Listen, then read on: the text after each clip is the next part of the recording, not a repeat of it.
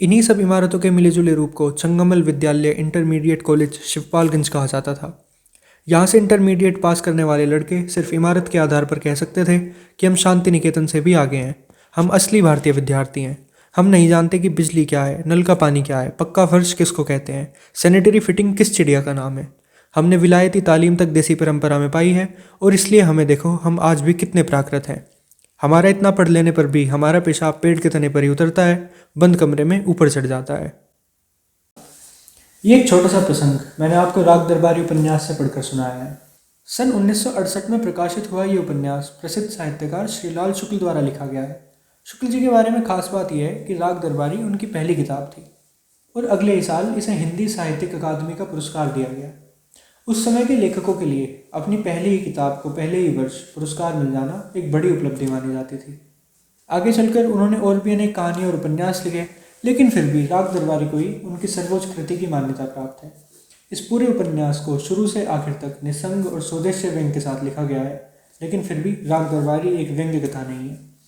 पूरे उपन्यास का सारांश सिर्फ यही कहकर दिया जा सकता है कि एक भारतीय गांव की कथा के माध्यम से यह हमारे आधुनिक जीवन की मूल्यहीनता को बहुत सहजता और निर्ममता से हमारे सामने प्रस्तुत करती है। इस किताब की समीक्षा अलग अलग वर्ग में काम कर रहे लोगों द्वारा की गई है, जिनमें से बहुत से पत्रकार और दूसरे लेखक भी शामिल हैं। एक आलोचक का मानना है कि भले ही यह कहानी 20वीं सदी के मध्यकाल की पृष्ठभूमि पर आधारित हो, लेकिन आज भी हम भारत में जहाँ भी जाएंगे, जो कुछ भी देखेंगे, केवल राग दरबारी का ही अनुभव करते हुए वापस लौटेंगे। राग दरबारी की दुनिया ही आज की दुनिया है। जिस व्यवस्था की व्याख्या शुक्ल जी ने अपनी इस रचना में 50 बरस पहले ही कर दी थी, वह आज भी हमारे चारों ओर नजर आती है। शुक्ल जी भले ही आज हमारे समक्ष मौजूद न हों, लेकिन उनकी हमारे देश से जुड़ी भावनाएं आज भी राग दरबारी के माध्यम से हमारे बीच मौजूद हैं। एक दूसरे आलोचक ने अपने एक बहुत लंबे समीक्षात्मक विश्लेषण का अंत यह कहते हुए किया कि अपठित रह जाना ही राग दरबारी की नियति है। पहले आलोचक की बातों से मैं सहमति रखता हूँ, खुद पढ़ने के बाद भी मुझे ऐसा ही महसूस हुआ था, लेकिन दूसरे आलोचक की बातों से मैं इतनी सहमति नहीं रख पाता। यह बात मुझे अनुकूल नहीं लगती कि सीधे तौर पर ऐसा कह देना कि राग दरबारी का ना पढ़ा जाना ही उसकी नियति है, उचित है या नहीं। न जाने उन्होंने ऐसा सच में नकारात्मक रूप में लिखा है या फिर यह सिर्फ एक व्यंग्य मात्र है। मेरा मानना है कि राग दरबारी सभी को पढ़नी चाहिए।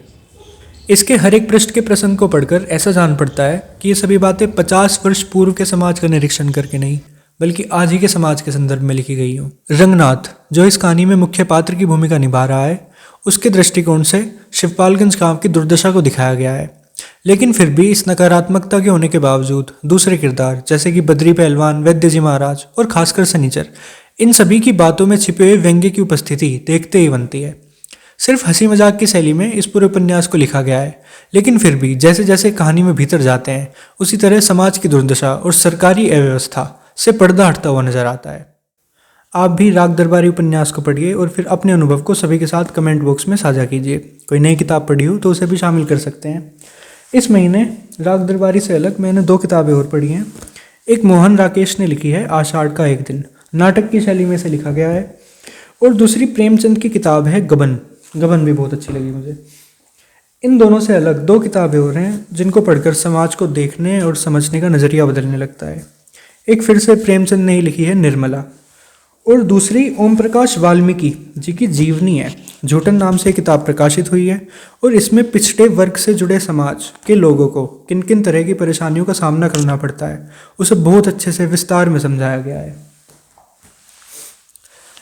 ये तो रही मेरी आपसी अपनी बातें, लेकिन जो विद्वान लोग हैं वो बार बार इस बात को दोहराते हैं कि पढ़ना लिखने की खुराक है। जितना ज़्यादा हम पढ़ेंगे उतना अच्छा लिख पाएंगे, और अच्छा लिखने वाला व्यक्ति समय के साथ अपनी सोच को और बेहतर बनाता जाता है। चलिए एक और छोटा सा प्रसंग सुनकर मेरी इस टिप्पणी को जो मैंने राग दरबारी पर दी है इसका अंत करते हैं। धन्यवाद। रंगनाथ का चेहरा तमतमा गया।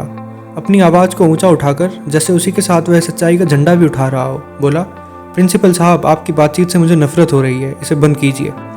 प्रिंसिपल ने यह बात बड़े आश्चर्य से सुनी, फिर उदास होकर बोले, बाबू रंगनाथ, तुम्हारे विचार बहुत ऊंचे हैं, पर कुल मिलाकर इससे यही साबित होता है कि तुम गधे हो। इसके बाद वार्ता में गतिरोध पैदा हो गया।